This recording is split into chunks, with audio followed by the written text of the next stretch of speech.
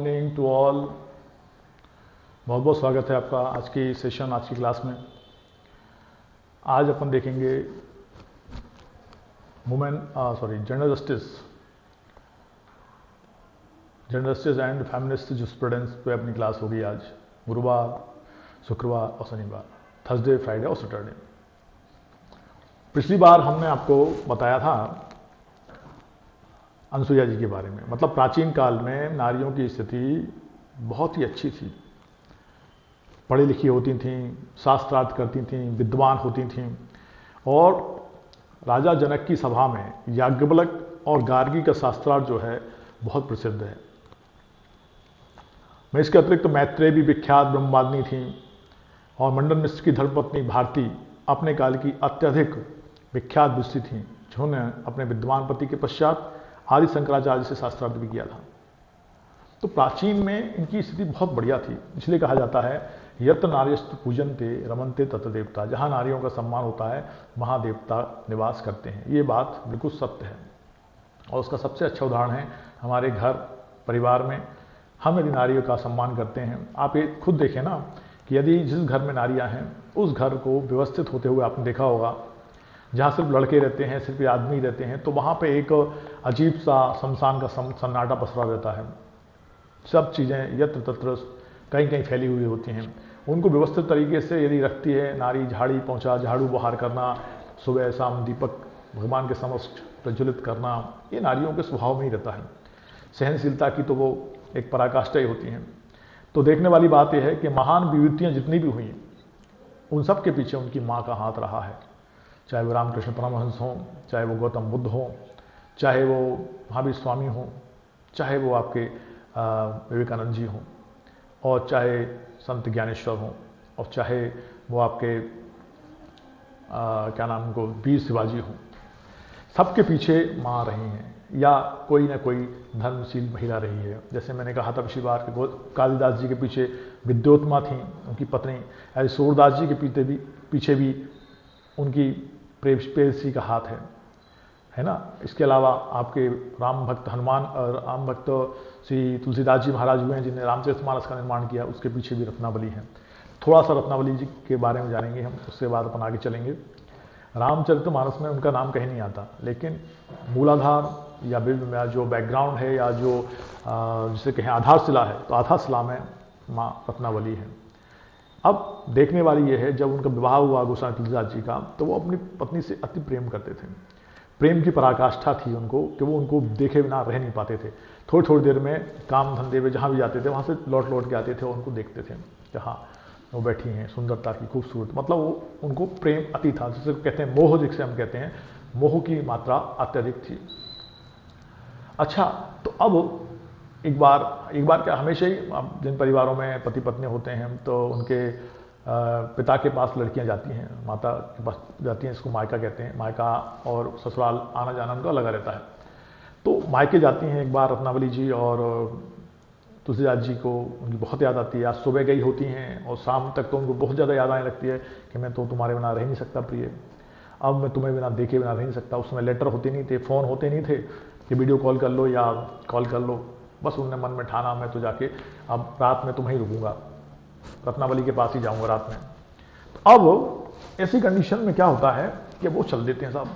बरसात का मौसम है, तूफान आ रहा है, बाढ़ आ रही है, और चारों तरफ भीषण हाहाकार मचा है। मतलब घर से निकलना दूभर है मतलब दुर्लभ है। बार बार दूभर शब्द आता है तो इसका मतलब क्या है, दुर्लभ है, कठिन है। पर तुलसीदास जी जो हैं वो निकल पड़ते हैं घर से।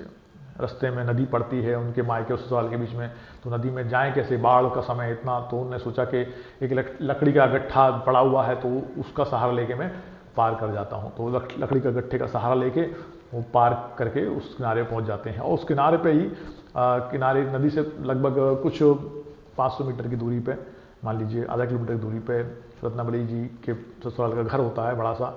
उस घर में अब जाना है, रात का समय है, बिजली जी तो होती नहीं थी उस समय, लाइट है, दीपक जल सब बंद है, कैसे जाएं। उन्हें पता था कि जब वो देखने गए होंगे विवाह से पूर्व, तो उनको पता था कि जो उनकी पत्नी है रत्नावली का कक्ष ऊपर की तरफ है। तो वो जाते हैं और कक्ष में ऊपर कैसे जाएं, बिना दरवाजा खटखटाएं, तो सोचते हैं कि मैं सीढ़ी के माध्यम से नहीं जाता हूँ, किसी भी तरह से मैं ऊपर चढ़ जाता हूँ। तो देखते हैं कि एक रस्सी लटकी हुई है और रस्सी को पकड़ के उसके कमरे में चले जाते हैं। ठीक है, अब जब अंदर पहुंच जाते हैं तो रत्नावली को जगाते तो रत्नावली घबरा जाती हैं, उफ ये क्या है, मेरे घर वाले देखेंगे तो क्या सोचेंगे, कैसा व्यक्ति है, स्त्री लोग है, ये तो बिल्कुल काम का कीड़ा है, और तो आ गया, अब मेरे तो सम्मान की धज्जियाँ उड़ जाएंगी। आज का ज़माना और तब का ज़माना लगता कि आजकल पति पत्नी एक साथ घूमा करते हैं, लवर लवरी एक साथ घुमा करते हैं, वो ज़माना नहीं था। उस समय बड़ा सम्मान होता था और बड़ा पर्दा वो रहता था, और बुजुर्गों के सामने वो आते नहीं थे। इवन माँ बाप अपने बच्चों को ये नहीं कहते थे मेरा बच्चा है, क्योंकि वो भी एक सम्मान की श्रेणी में नहीं आता था कि सम्मान नहीं हो रहा इसी बात से। तो अब ऐसी कंडीशन में क्या होता है कि तुलसीदास जी की जो पत्नी हैं वो घबरा जाती हैं और कहती हैं, स्वामी आपने ये क्या किया, आपने तो मेरी मान मर्यादा भंग कर दिया, आप तो आ गए यहाँ पे, अब मैं क्या मुँह दिखाऊंगी अपने घर वालों को। तो कहती हैं ऐसी भी क्या बात है, प्रेम में तो सब जायज़ है। तो वो कहती हैं आप आए कैसे ऊपर चढ़ के स्वामी आप, तो कहते हैं प्रिय सी तुमने मेरी, तुम्हें भी तो उतनी याद आ रही थी मेरी, तुमने अपने कमरे में से रस्सी लटका रखी है, देखो मैं उसको पकड़ के ऊपर आ गया। तो रत्नावली ने बाहर झांक के देखा तो भयानक काला सर्प है जो लटका हुआ है उनके ऊपर से लेकर नीचे तक, जिसको रस्सी समझ के आ गए। मतलब प्रेम की पराकाष्ठा ये देखो, मोह की पराकाष्ठा ये देखो कि उनको सांप रस्सी दिख रहा है और रस्सी पकड़ के ऊपर आ गए। उन्होंने कहा वो बाढ़ आ रही है, बाढ़ में आप कैसे आए? तो उन्होंने कहा तुमने लट्ठा डलवा रखा था लकड़ी का ताकि मैं इस पर आ सकूँ। तो उन्होंने वहाँ झांक के देखा तो वहाँ पे मुर्दा पड़ा हुआ था, सब था, सब जिस पे ये इसका सहारा लेके आ गए। मतलब प्रेमांधता देखिए, मोहांधता देखिए, इतने ज़्यादा अंधे हो रहे थे वो प्रेम में कि उनको ना तो वो सब दिखा है, मर्द शरीर दिखा है, लाश नहीं दिखी उनको, वो लकड़ी का लट्ठा दिख रहा है, सांप विषधर सांप जो जरा सा काटे तो आदमी मर जाए, वो उनको क्या दिख रहा है, रस्सी दिख रही है। तो अति पराकाष्ठा देख के रत्नावली का दिल दहल गया और रत्नावली ने गुस्से में कहा गोस्वामी तुलसीदास जी से, जो पहले तुलसीदास जी नहीं थे, उनसे कहा हाड़ मास की देह मम, हाड़ मास की देह मम, या मैं इतनी प्रीति, या मैं इतनी प्रीति, या से आदि, या से आधी होती श्री राम में, तो अवश्य मिटे भव बीती। मतलब उन्होंने कहा, गोस्वामी तुलसीदास जी ने कहा कि इसका मतलब क्या है प्रिय? उन्होंने कहा कि जितनी प्रीति आपको मेरे इस हाड़ मास के शरीर से है, जो पंच तत्वों से मिलकर बना है, हो गया क्षिति जल पावक गगन समीरा, 5 तत्वों से मिलकर बना है, उसमें इतनी प्रीति है, इससे आधी भी आपको श्री राम के श्री चरणों में हो जाए तो आपका बेड़ा पार हो जाएगा, संसार से आप तर जाएंगे और आपका नाम तो होगा ही, मैं भी मुक्त हो जाऊंगी। तो कहते हैं प्रिय फिर से कहो एक बार। तो फिर से कहती हैं वो, हाड़ मास की देह मम, या मैं इतनी प्रीत आस, या से आधी श्री राम में, तो अवश्य मिटे भवभीत। तो वो कहते हैं देवी धन्य हैं आप, और उनके चरणों में उन्होंने प्रणाम किया, आज से तुम हमारी गुरु हुई, और वो उनकी तरफ से पीठ करके चल देते हैं। फिर वो पीछे मुड़ के देखते नहीं हैं, जाके साधना करते हैं, भजन करते हैं भगवान का, श्री राम भगवान का साधना करते हैं। और जाके साधना करने के बाद फिर कहीं हनुमान जी खुश होते हैं, हनुमान जी उनको दर्शन देते हैं। हनुमान जी जब दर्शन दे देते हैं तो फिर हनुमान चालीसा भी वहाँ लिखते हैं। वो रामायण लिखना चाहते हैं, लेकिन पहले वो चाहते हैं कि प्रभु श्री राम से मिलें। तो प्लीज़ बताइए, सॉरी मैंने अभी ऐड हुई हूँ, क्या बताऊँ बेटा सोनल, तुम लोग जल्दी से ऐड हुआ करो, 11 बजे अपन शार्प स्टार्ट कर देते हैं। अभी मैं बाद में बताऊँगा, मैं पढ़ नहीं पाया क्या कहना चाह रही हैं तुम। चलो ठीक है। अब बात क्या हो रही है कि गोस्वामी तुलसीदास जी को भगवान राम के दर्शन नहीं होते हैं, लेकिन तुलसीदास जी से वो कहते हैं, उनसे कहते हैं हनुमान जी से कि आप दर्शन कराओ प्रभु के, तब मैं रामायण का या रामचरितमानस लिखूंगा। तो वो कहते हैं कि ठीक है। चित्रकूट पे भगवान राम हमेशा चंदन लगवाने के लिए आते हैं, वहाँ तुम चंदन घिसना और मैं तुम्हें संकेत करूँगा तो तुम पहचान जाना, मैं ऊपर पेड़ पर बैठा रहूँगा। तो तुलसीदास जी चंदन घिसते रहते हैं, भगवान राम कोई रूप में आते हैं लेकिन वो उनको पहचान नहीं पाते, वो टीका लगा के जाने लगते हैं। तो हनुमान जी ऊपर से कहते हैं, चित्रकूट के घाट पे भई संतन की भीड़, और तुलसीदास चंदन घिसें तिलक देत रघुवीर। तो भगवान वो बार बार ऐसा कहा उन्हें, तो श्री रामचंद्र वो क्या तुलसीदास जी को चौंक गए और भगवान के श्री चरणों में पड़ गए हैं। भगवान ने उनको दर्शन दिए हैं, उनको ज्ञान हुआ है और फिर जाके उन्हें रामचरितमानस लिखी है। तो मूल में कौन है? माता रत्नावली, जिनका नाम तुलसीदास जी की रामायण में कहीं नहीं है, लेकिन वो गुरु हैं, उनकी प्रेरणा से, उनके उस उद्बोधन से, उनके उस कृष्ण वचन से उनको अंदर तक चुभ गए और वैराग्य हो गया। उन्होंने कहा वास्तव में तुम गुरु हो, वास्तव में ये मोह मंग है, मोह भाया माया है, इसको मैं छोड़ के प्रभु का भजन करूंगा। तो वो मूल प्रेरणा में कौन रही? रत्नावली, जिनका नाम कहीं नहीं आता है। तो ऐसे ही वो है माई माता जीजाबाई हैं, महात्मा गांधी हैं, उनकी माँ माता पुतली बाई हैं। पुतली बाई को देखा, और जब पुतली बाई जब जा रही होते हैं, महात्मा गांधी जा रहे होते हैं विदेश, तो उनको कसम देती हैं कि बेटा मुझे वचन दे के जा कि तू पर स्त्री और पराई धन की तरफ नहीं देखेगा। और एक व्याख्या आपने पढ़ा होगा, कभी बचपन में आप पढ़े होंगे राम उसमें सहायक वाचन में, तो उसमें आता था कि जब एक बार महात्मा गांधी ब्रिटिश में है वहाँ पे, और उनके दोस्त उनसे कहते हैं आओ अपन तो डांस करने जाएंगे, क्लब में जाएंगे, तो वो क्लब में जाने लग जाते हैं। और एक आध बार पी भी ली होगी उनने, लेकिन एक बार जा रहे होते हैं और भटक रहा होता है मन, तो वहीं वो उनको वादा याद आता है, माँ से मैंने वादा किया था कि माँ मैं भटकूंगा नहीं। तो उसी दिन वो संकल्प कर लेते हैं और सत्य प्रतिज्ञ हो जाते हैं, और फिर उस गलत कदम पर नहीं बढ़ते और सही कदम बढ़ते हैं, और सही कदम पर बढ़ते हैं तो उनको आज दुनिया जानती है। ऐसा कोई व्यक्ति नहीं हुआ जिसको राष्ट्रपिता कहा जाए, और राष्ट्रपिता तो हैं ही। आज हर एक करेंसी पर लगभग उनके फोटो छपे हुए हैं। वो किसके कारण? माता पुतली बाई की प्रेरणा के कारण। जीजाबाई हैं जो आपके वीर बहादुर जो शिवाजी हैं, उनकी माता हैं। तो माताओं का विशेष महत्व होता है, माताओं का विशेष प्रेरणा होती है हर व्यक्ति के जीवन में। और माता मतलब स्त्री, स्त्री मतलब महिला, और महिलाएं यदि उच्च कोटि की अच्छी कंडीशन में नहीं होंगी तो सोचो जरा ये समाज का विकास अवरुद्ध हो जाएगा कि नहीं। अच्छा, इसके अलावा हमारी संस्कृति में हमेशा से जो नारियां हैं उनको सर्वदा पुरुषों से प्रथमतर रखा गया है, आगे रखा गया है। जैसे कहते हैं हम सीता राम, सीता में राम में सीता आगे हैं, राधे श्याम में राधे आगे हैं। मान लो सीताराम में राधे श्याम नहीं लिखा है, वहाँ लिखा है श्री राम या श्री कृष्ण, तो उसका मतलब है वो श्री मतलब वो श्री जी हैं, मतलब राधा जी हैं, श्री कृष्ण मतलब वो राधा जी हैं, श्री राम मतलब वो श्री मतलब सीता जी हैं। तो ऐसे आज शुरू से मतलब प्राचीन में बड़ी अच्छी कंडीशन रही है।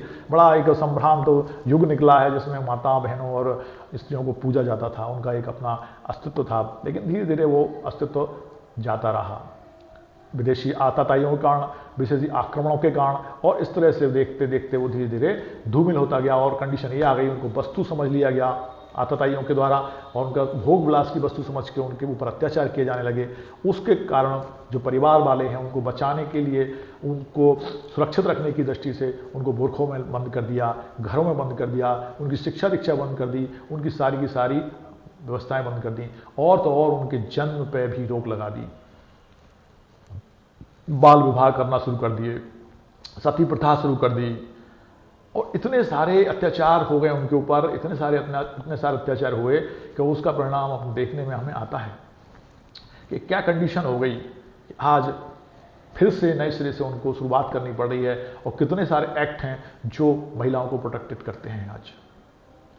अच्छा, अब हम बात करते हैं, ये तो हो गई थी, और भी सारी चीज़ें हैं, ढेर सारी, इसको अपन नहीं ले रहे हैं, अब आप पढ़ते रहना उसे। मध्यकाल में जरूर महिलाओं की स्थिति जो गड़बड़ा गई थी, तो ये तो अपना प्राचीन काल था जहाँ पे अपनी महिलाओं की स्थिति अच्छी थी। जो मध्यकाल है ये थोड़ा सा गड़बड़ाया था।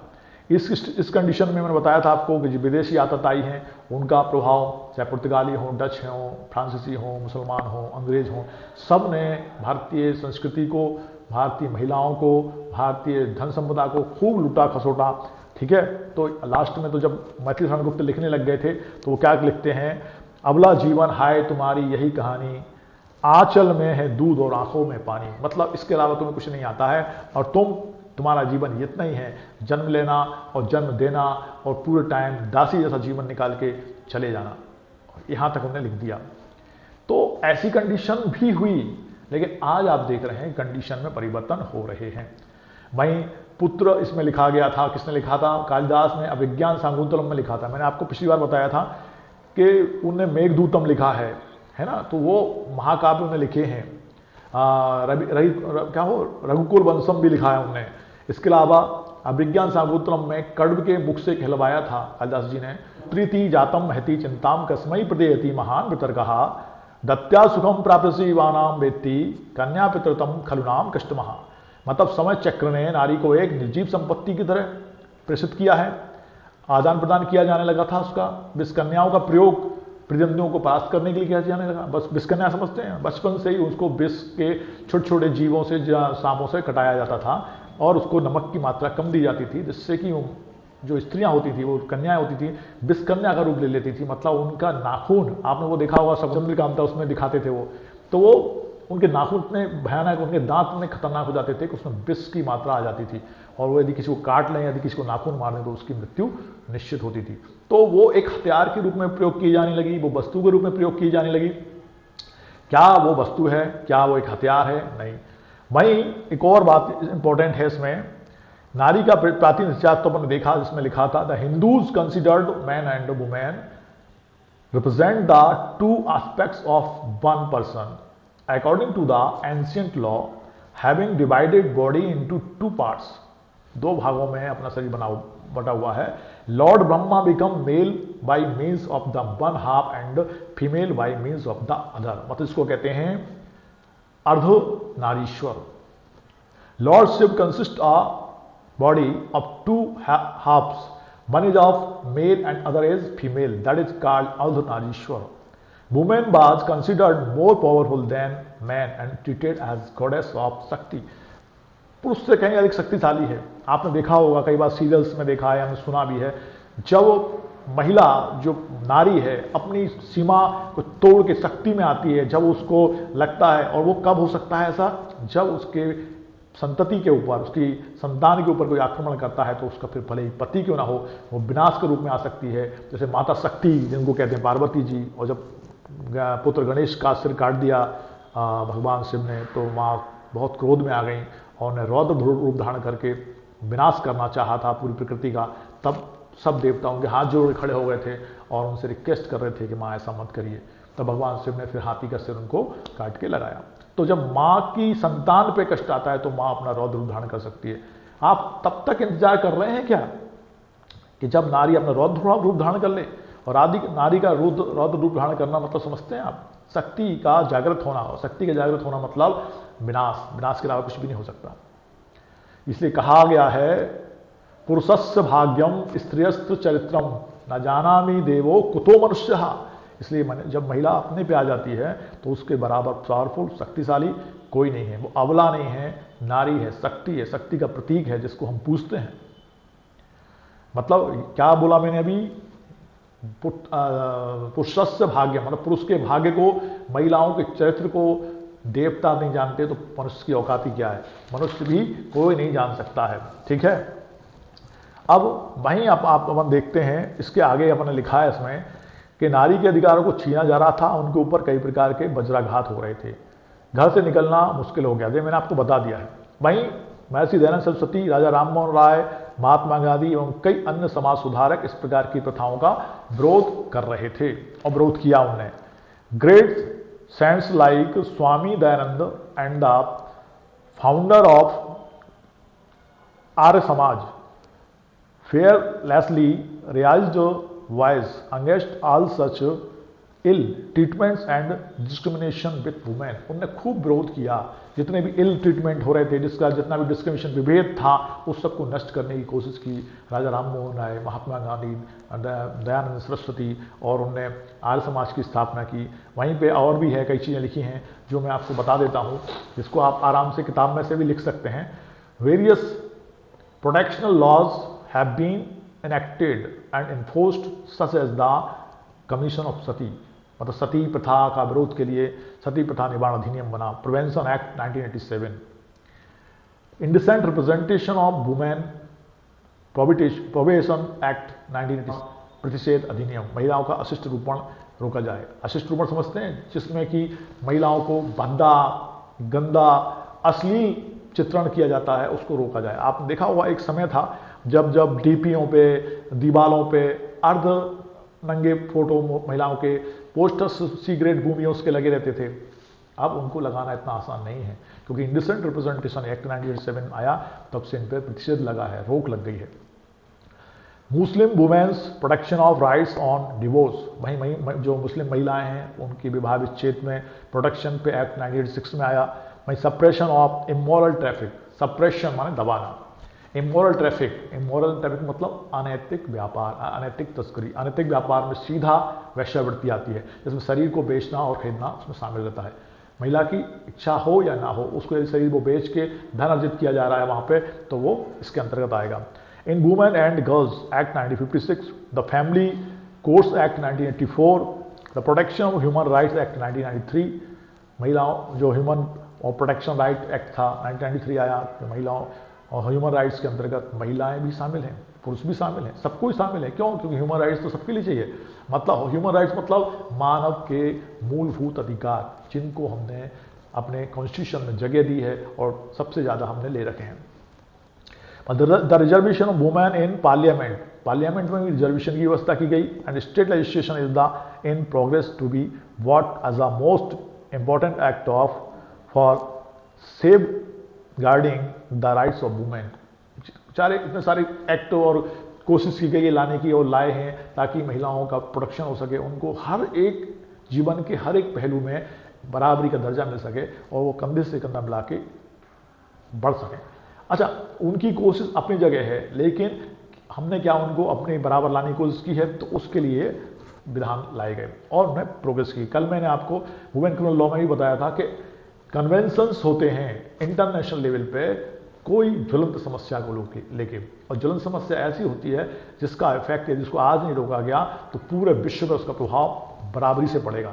चाहे वो एनवायरमेंट प्रोटेक्शन हो, चाहे वो ग्लोबल वार्मिंग हो, चाहे महिलाओं का उत्थान हो, चाहे बच्चों का पतन हो, कोई भी चीज़, बढ़ती हुई मृत्यु दर है, घटती हुई जनसंख्या है या बढ़ती हुई जनसंख्या है, या कोई केमिकल रिएक्शंस हो रहे हैं या कोई ऐसी चीज़ें हैं जिसका सीधा इफेक्ट इस मानव प्रकृति पड़ने वाला है, तो उसको रोकें। जैसे कहते हैं कि ग्लोबल वार्मिंग से आपकी अंडमान निकोबार द्वीप समूह के जो बर्फ है हर साल पिघल रही है, और उसका परिणाम ये है कि पूरे विश्व का जो समुद्र का स्तर है जो अपने आप में 10 मिलीमीटर ऊपर सरक जाता है।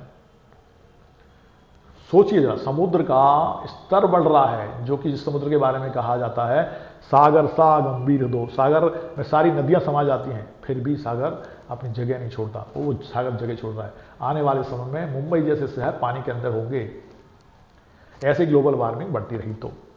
ठीक है, वहीं डोमेस्टिक वायलेंस एक्ट 2005 है, ये सब हमने देखा था, मतलब देखेंगे भी, और अभी कल भी अपन ने उसमें बात की थी। अब ये तो प्राचीन की हो गई और मध्यकाल की। मध्यकाल की स्थिति मैंने आपको बताई है, सबसे ज़्यादा बुरी कंडीशन की मध्यकाल में हुई है, और मध्यकाल में जाके नारियों का पतन सबसे ज़्यादा हुआ है। फिर ब्रिटिश काल में वापस धीरे धीरे उत्थान की ओर तरफ बढ़ी हैं, क्योंकि जो मूवमेंट्स हुए हैं, जो आंदोलन हुए हैं, उस आंदोलनों में भी उनने धीरे धीरे भाग लेना शुरू किया है, और उसका कारण था और समाज में शिक्षा का आना। मैंने आपको बताया था, शिक्षा लाने की कोशिश की अंग्रेजों ने कोशिश की। उन्होंने सोचा कि हम इनको इतना शिक्षित कर देते हैं जिससे कि ये क्लर्क तो बन जाए, और क्लर्क बन जाएंगे तो हमारे ऑफिस में बैठ के हमारा काम करेंगे।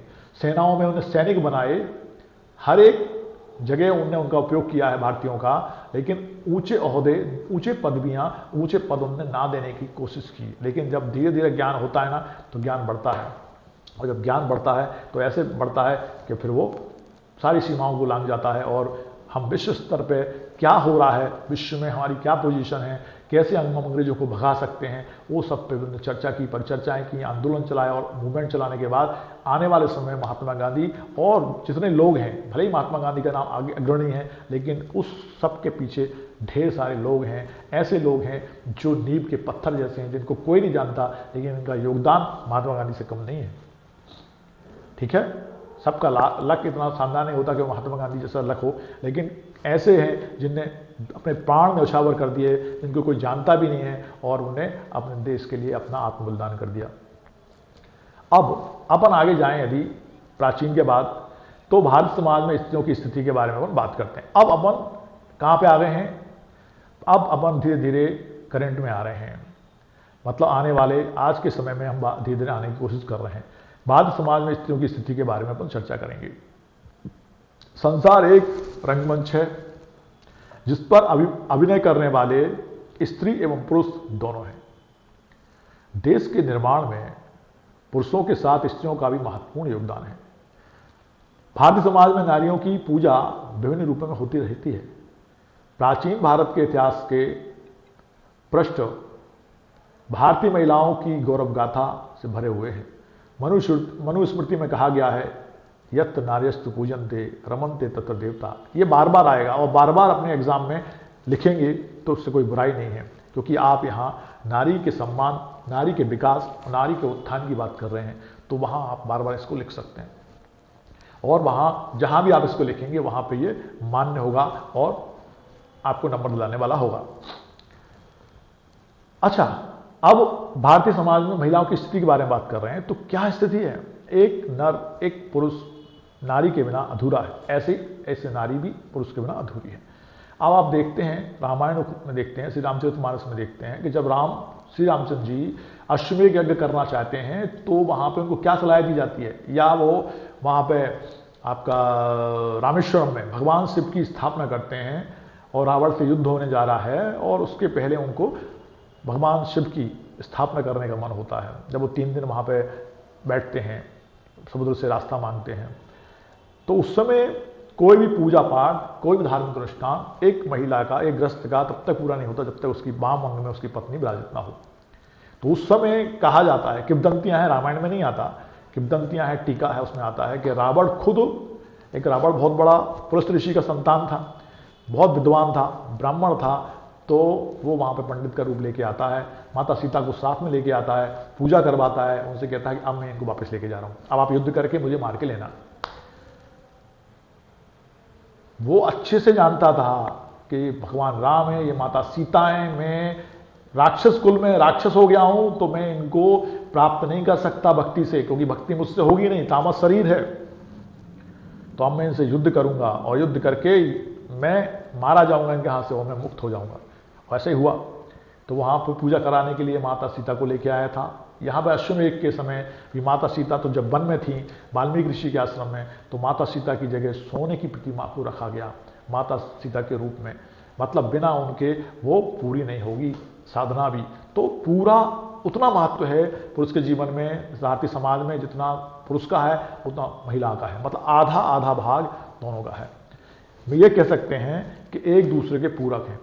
एक गाड़ी के 2 पहिए हैं मान लो, तो एक पहिया स्त्री है और एक पहिया पुरुष है। यदि मान लीजिए एक पहिया पंचर हो जाए या कमजोर पड़ जाए, टूट जाए, तो क्या गाड़ी चलेगी? बाइक को ले लें, बाइक का एक पहिया पुरुष है, एक पहिया महिला है, एक पहिया हमारा बस्ट हो गया, फट गया टायर या पंचर हो गया, तो गाड़ी चलेगी क्या? नहीं चलेगी। क्यों नहीं चलेगी? जब तक कि आप उसको सही नहीं करा ले। ऐसे ही समाज है, इस समाज में स्त्री और पुरुष को बराबरी का दर्जा नहीं दिया गया, दोनों को बराबरी का सम्मान नहीं दिया गया, दोनों का महत्व, दोनों के स्वास्थ्य की चर्चा नहीं की गई, दोनों को विद्वान नहीं बनाया गया, तो फिर ये समाज रूपी पहिया, समाज रूपी गाड़ी, समाज रूपी रथ नहीं चल पाएगा। ठीक है, अब ये हो गया अपना प्राचीन काल हो गया, स्थिति हमने देख ली है। अब इसमें हम कुछ बताना चाहते हैं आपको। सोशल रिफॉर्म्स इन इंडिया में किस किस ने सोशल रिफॉर्म्स इन इंडिया में काम किया है? तो वो हैं मोहनदास करमचंद गांधी, मतलब महात्मा गांधी।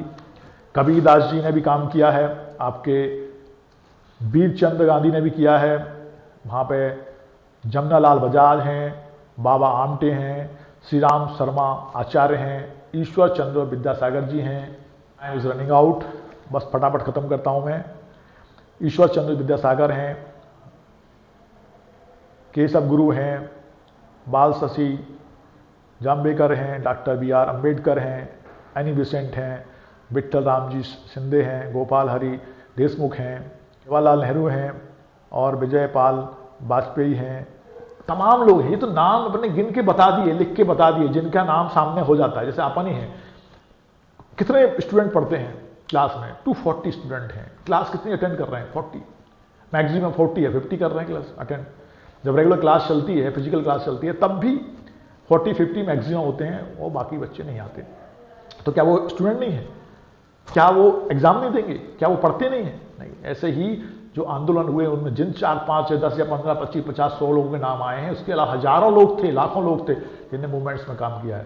तो दोस्तों मिलेंगे अपन नेक्स्ट सेशन में और अपन बात करेंगे महात्मा गांधी के विचारों की, जो कि महिलाओं से संबंधित होंगे। उसके बाद जवाहरलाल नेहरू की ज्वाइंट फैमिली के ऊपर और फिर कराची जो आंदोलन उसके बारे में। और उसके बाद हमारा फर्स्ट यूनिट खत्म हो जाएगा।